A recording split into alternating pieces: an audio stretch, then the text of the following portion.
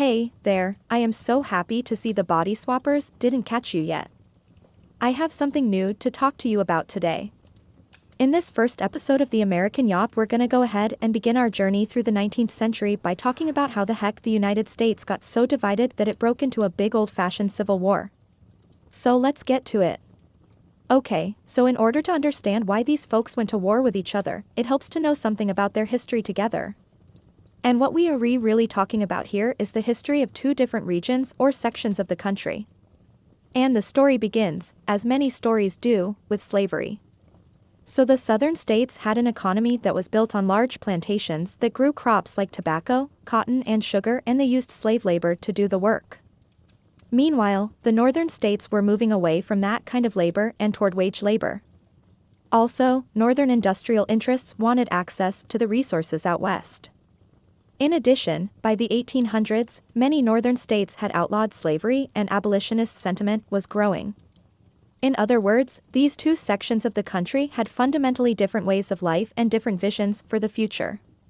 In the South, men like John C. Calhoun argued that slavery was a positive good that benefited both the enslaved people and the enslavers. Meanwhile, abolitionists in the North, like William Lloyd Garrison, were working to end slavery and calling it a barbaric and inhumane institution. And this conflict over slavery was only made worse by the fact that the two sections had different economies. The South had an agrarian economy based on farming, and they were suspicious of industrial and commercial interests. They also had very few cities and were much more rural. The North, meanwhile, was quickly becoming an industrial and commercial interest. It was home to the factories and businesses that were producing and selling manufactured goods. In addition, it was where most of the immigrants who came to the United States settled, which meant that it was rapidly urbanizing while the South was not. Now, cultural differences like these often get exaggerated when we're talking about historical periods like this, but it's important to know that at this point in time, the two sections of the country were becoming very different from one another. And the differences weren't just over things like slavery and urbanization, although those were huge. But at this point, the two sections had developed different ways of looking at the world. And if that sounds a lot like what we saw in the French Revolution, where there were just fundamental differences between the classes, well, that's exactly what was happening here. But instead of being divided between classes, the Americans were divided between two different regions or sections of the country. Each section believed that it was defending the true values and way of life of the United States, and that's called sectionalism. Each section of the country had its own press, its own politicians, and its own heroes. It was only after the Civil War that the meaning of freedom would be extended to African Americans. But until then, the idea that all men are created equal was a nice sentiment for the folks in the North who didn't own slaves, but it wasn't something that they were willing to extend to their neighbors to the South who did. In other words, by the early 1800s, the United States was already two different societies under one flag.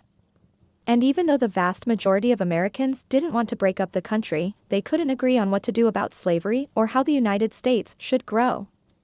And so the debate over these issues would eventually lead them into a civil war. In this video, we are gonna continue our narrative of the road to the Civil War by looking at various attempts to compromise on the issue of slavery that ultimately failed. So if you're ready to get them brain cows milked, let's get to it. Okay, so the Missouri Compromise of 1820 successfully postponed the war over slavery for a couple of decades. But now that the United States has expanded significantly west of the Mississippi River, the question of slavery in new territories is back on the table. And this time, it's gonna cause some serious problems for the political leaders of the United States. So let's start with the Compromise of 1850. This was an attempt to resolve several different disputes regarding slavery. And like most compromises, it involved a lot of concessions from both sides. First off, California was admitted to the Union as a free state, which upset Southern slaveholders because it upset the balance of power between free and slave states. However, the South got what they wanted when it came to the issue of slavery in the newly acquired Mexican cession. Remember that huge chunk of land that we got after winning the Mexican War? Yeah, that one. Well, it was decided that while Texas would lose some of its territory, it would be allowed to keep slavery. And then the rest of the land acquired from Mexico would be organized into the territories of Utah and New Mexico with popular sovereignty determining the status of slavery there. Basically, they just kicked the issue of slavery further down the road without really solving anything. But perhaps the most significant part of this compromise was the Fugitive Slave Act.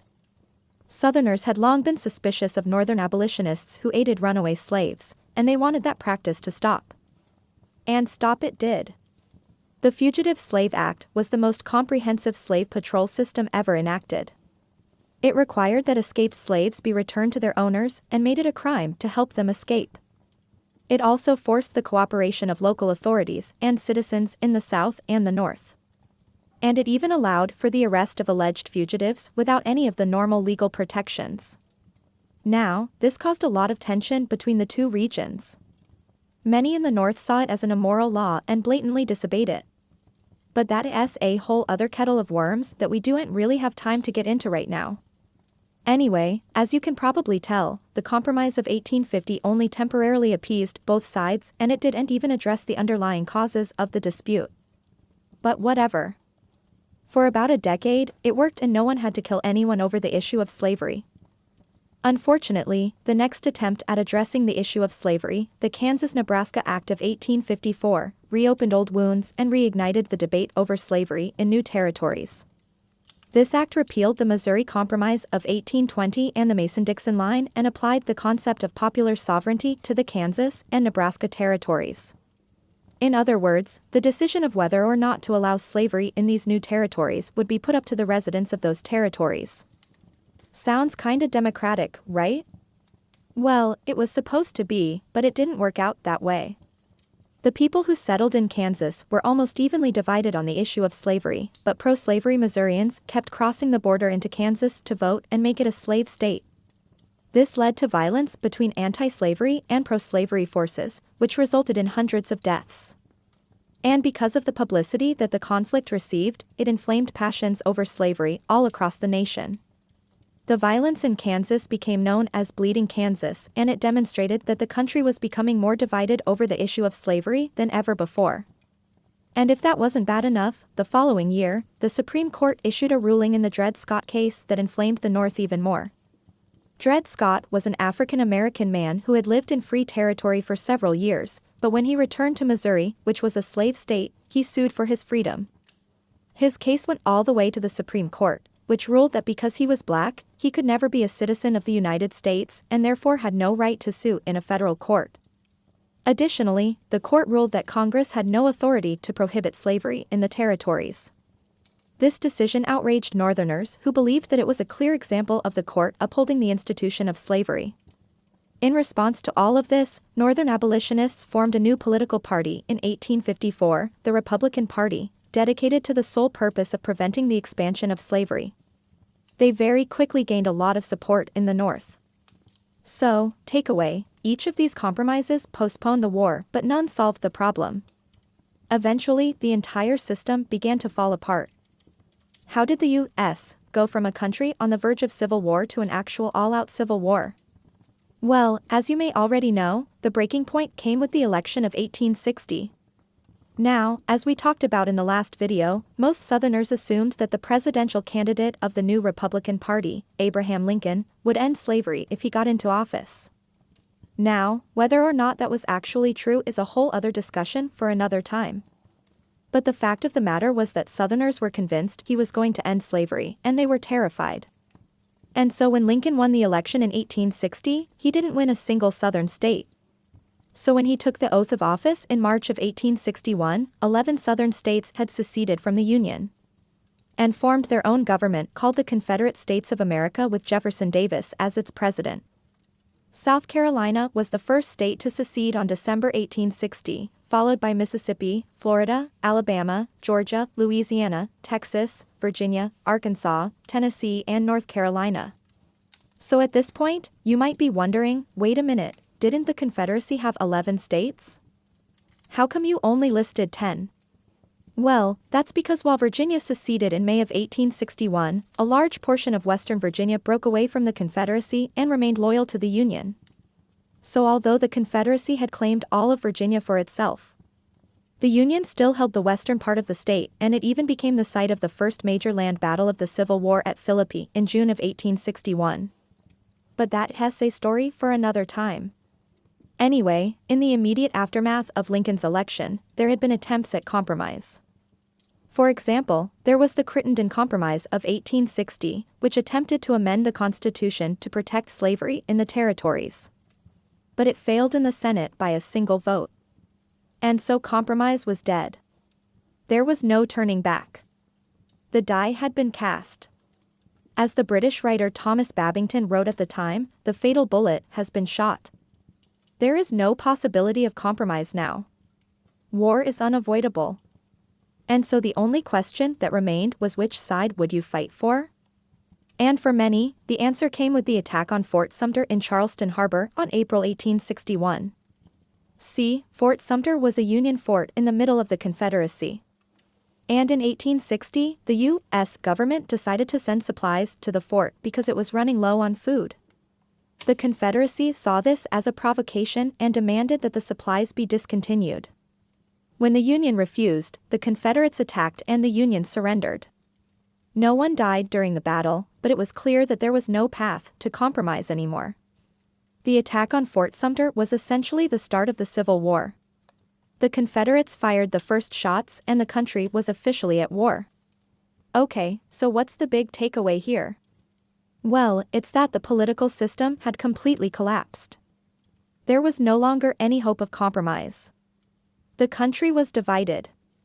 The election of 1860 and the secession crisis had brought the nation to the point of no return and war had begun. All right, now let's go back to the beginning of the war. President Abraham Lincoln, who had been elected on an anti-slavery platform, wanted to preserve the United States. His top priority was to keep the country together. He didn't want to abolish slavery throughout the United States. And when the secession crisis hit in 1860-61, he told everyone, including his own cabinet, that he had no intention of using force to end slavery. Now, some folks in the North did want to end slavery, and they pressured Lincoln to take action. But the president resisted, saying that doing so would be politically unwise and would hurt the Union cause. Even after the outbreak of war, Lincoln held to this view. In his first annual message to Congress in December 1861, Lincoln stated plainly that he had no purpose to destroy the institution of slavery. Rather, he said, the object of the war is to preserve the Union. That changed with the publication of the Emancipation Proclamation in 1863. Now, remember, the Civil War had been underway for almost 2 years before this. And in that time, the nation had changed. When the war began, most people in the North and the South believed it would be over quickly. They thought their armies would win a decisive victory and end the conflict within a few months. But neither side had achieved a decisive victory by 1863. In fact, the war had become a stalemate. And so Lincoln was looking for a way to change that. So on January 1, 1863, he announced that all enslaved people in Confederate territory were to be freed. The Emancipation Proclamation didn't apply to border states like Delaware, Maryland, and Missouri, nor did it free enslaved people in areas already under Union control. But for those enslaved in Confederate hands, the proclamation made it clear that they were now free. Now, this was a huge shift in the war and for the nation. It meant that enslaved people could now join the Union Army and Navy. And nearly 200,000 black men served. It also meant that the war was now about ending slavery, too. Lincoln called it a war for the Union, but he also called it a war for the preservation of the Union. For the Confederacy, the war had always been about preserving slavery and states' rights. So when the Emancipation Proclamation came out, Confederate leaders said that it proved Lincoln was a tyrant who had set out to destroy the South and its way of life. Now, in the years since the war began, Union generals had generally avoided attacking the South's enslaved population. Ending slavery seemed like an unnecessary and even dangerous goal. But now the Union had a new strategy, one that was aimed at the South's greatest asset, its enslaved labor force. In 1864, Union General William T. Sherman explained the new strategy. He wrote, "We will make war on the people themselves. We will give them no quarter. No mercy. If they run, we will pursue and kill them. All is fair in war. If the South can fight so bravely and stubbornly, we can inflict terrible punishment." Sherman and his troops did just that. After capturing Atlanta, Georgia, he led his troops on a 60-mile march through the heart of the South, destroying plantations and towns along the way. His goal was to break the South's will to continue fighting. Overall, the Union had a manpower advantage over the South, especially after Black Americans began to serve. But the North still struggled to find enough soldiers to keep its armies supplied. By 1865, though, the Union had 500,000 active soldiers in the field and the Confederacy could only muster 160,000. And so the Union began to win major victories, including at the Battle of Atlanta and the Battle of Vicksburg. By spring 1865, the Confederacy was on the run. And on April 9, Confederate General Robert E. Lee surrendered to Union General Ulysses S. Grant at Appomattox Courthouse. Now, the United States was reunited, but the war had been costly. More than 620,000 soldiers had died, more than half of them from disease, not battle. Slavery was over, but the former enslaved faced a difficult road ahead. Throughout the South, white Southerners resisted the changes brought by the war. In the end, though, the Union won, the Confederacy was defeated and the United States was transformed. Slavery was abolished and the nation began to grapple with the meaning of freedom and equality for all. So why does any of this matter today? Well, the Civil War set the United States on its path to becoming a truly free nation. It abolished slavery and redefined what it meant to be an American. And don't forget to like and subscribe if you enjoy history and potatoes.